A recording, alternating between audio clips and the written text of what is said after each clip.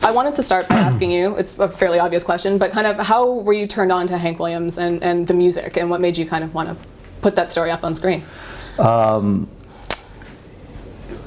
Pretty traditionally, funny enough, I grew up in Louisville, Kentucky. Okay. And Louisville, Kentucky is 3 hours north of Nashville. And my father was in the radio business. So he used to let me listen to the radio at night before I go to bed. I love to listen to radio at night before I would go to bed, and I would often listen to the 50,000 watt stations because they were the ones that would boom in. Louisville was big.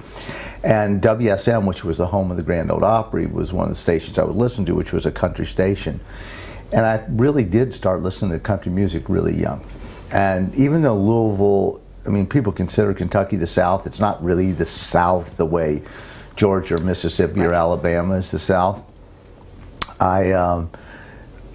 It still has that feeling. It has a certain gentility of that. And I would listen to the great country music. Now, Hank's music was prior to when I was listening to it. Right. But he was such a titan that, you know, they play George Jones, or they play, you know, Merle Haggard, or they play somebody else, you know, Marty Robbins and all. But there would always be a Hank song sprinkled in. Let's hear a little bit of Hank.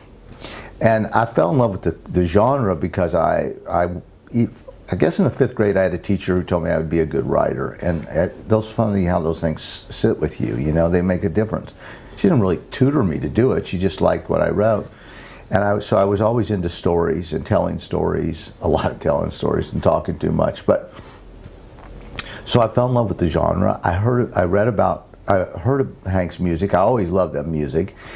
And then, I don't know exactly when it was, when I was, I think, you know, when I read more about him, you know, I think there was a country music encyclopedia that I came across at one point, and I read the short synopsis. I was like, wow, I didn't realize I knew he died young, but I didn't realize how young he died. Mm-hmm. And then I found out that he recorded Cheating Heart when he couldn't even stand up, 4 months before he died. And then as Chris Christopherson and Bob Dylan and you know, Springsteen, all these people talked about what a valuable influence he was to them. You know, I made a lot of movies, and you're always trying to think of what's the next project. All of us are always saying, what's the next project we're going to do? What are we going to do? What, you know, you've got something in there in your bag somewhere, something you're thinking about doing. I know that. And that became one in my bag, you know. And then one day I just sat down and wrote the script. And I wrote, and even though people, you know, look at the film and they probably think I've made up a lot of, the movie is unbelievably accurate. It's ridiculously accurate. That doesn't always make it the arc be exactly smooth, but I found that the reality of his life was one of the most interesting storytelling ways to tell a story. So I stayed very, very close to it, and I think that it's challenging sometimes for people even, but it's very accurate. And my point being that, what a story, you know.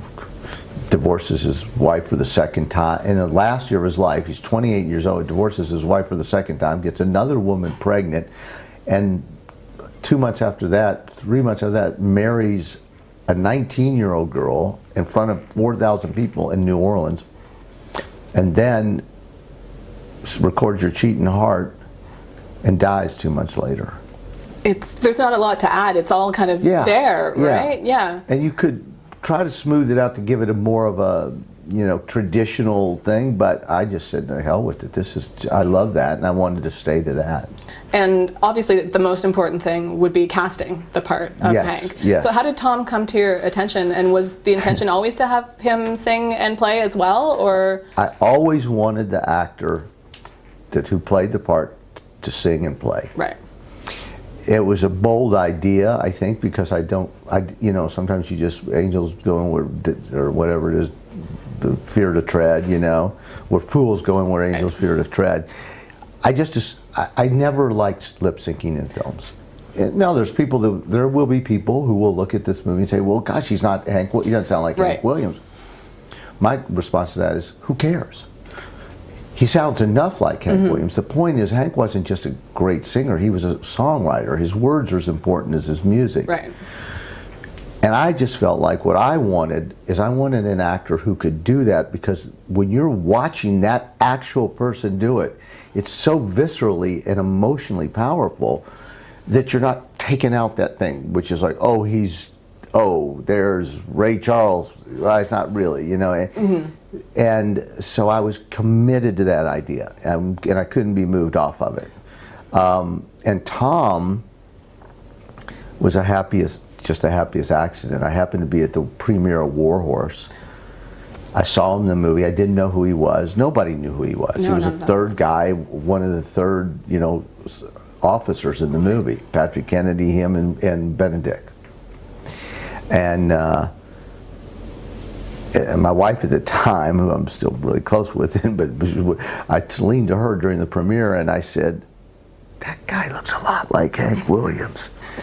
And she looked at me and said, "Does everything have to come back to Hank Williams? Can we just watch the movie?" And I said, yeah. But I also thought he was very charismatic. And after that, I talked to my casting person, Denise Chamian, who's really brilliant. And I said, "You know Tom Hiddleston?" She said, "Yes, I know a lot about his work. He did TV work there." And she's very, very knowledgeable. And I said, "I think he was great in the movie." And she said, he's a wonderful actor. Nobody knew who he was. He hadn't done Thor, he hadn't done Avengers. I was meeting with a lot of big name young actors, American actors who wanted to do it. Some big names who had movies here because it was such a rich part. Right. But I couldn't get him out of my head, and I ultimately got the script to his agent, who got it to him when he was finished doing Henry V for the BBC. And you can stop me if I go on too long. And because if you ask me, I will go on and tell you the whole story. And so what happened is, it's a wonderful story, and Tom loves the story, because what happened is we finally got together. He was there finally to promote, I think, Thor or the Avengers.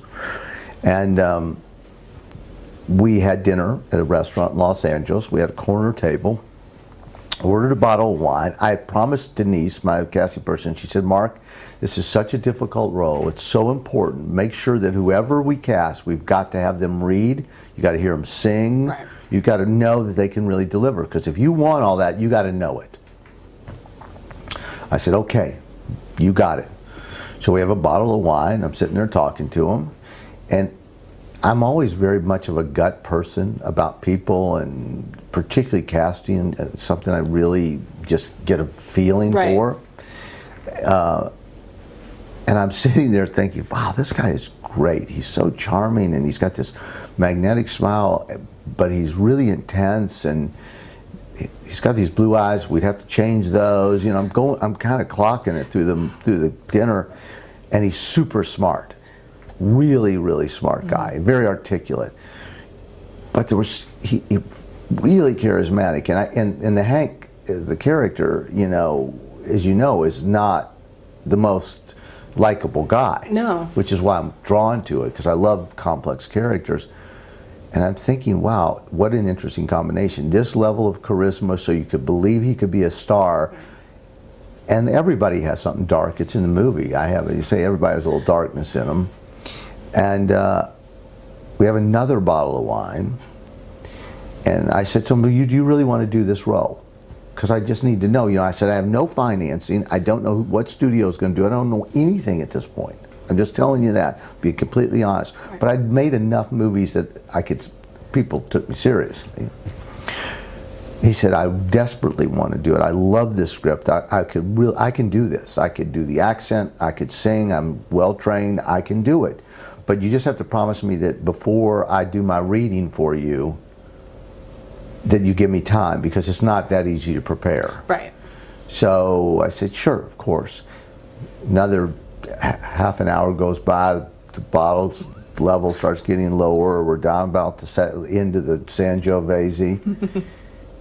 And I said, you really want to do this? Like, you would throw everything into it. He says, yeah, and I've got these movies coming out.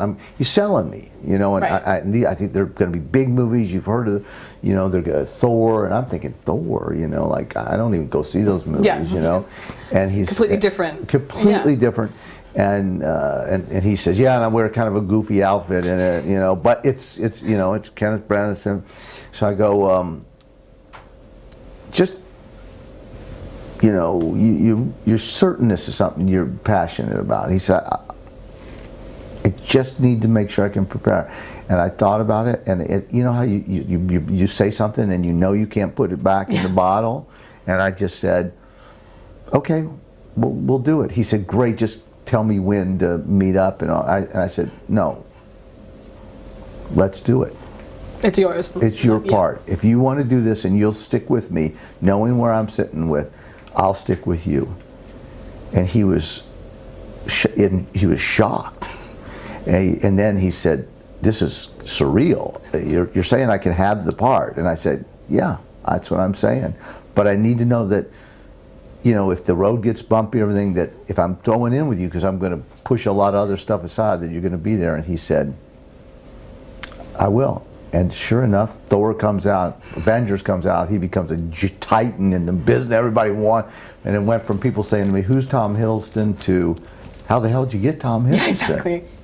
So. With the fan base. And did anything surprise, he talked at the premiere on Friday night about how he thinks of himself not as Hank Williams necessarily, but playing the part as if it's what he would be if he'd lived that life. I love that. I wish I could say I wrote that, but he wrote it. That was his idea.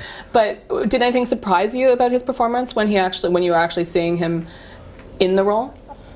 I was amazed every day at how talented he was. I think I've often said, and I've worked with many of the greatest actors in the world, that he may be the singularly most talent-endowed individual just that I've ever met, just in terms of just raw talent. Yeah, I mean, as much as you can imagine that you've written a script that a guy's going to play some of those scenes, like when he's, you know, out of his mind and he does that Luke the Drifter thing and stand up and thing, or you're watching him sing as Hank Williams. And of course, you know, if people, I've heard some people criticize, well, he doesn't sound like Hank Williams. Well, that, I know that. I mean, I know more than they know. I can hear one note, no, he's not Hank Williams.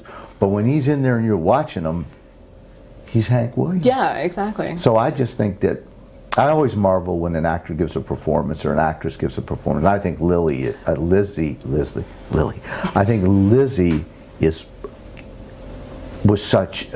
brilliant in the movie. Was blown away by Lizzie. I thought she'd be good, but I didn't know she was that good.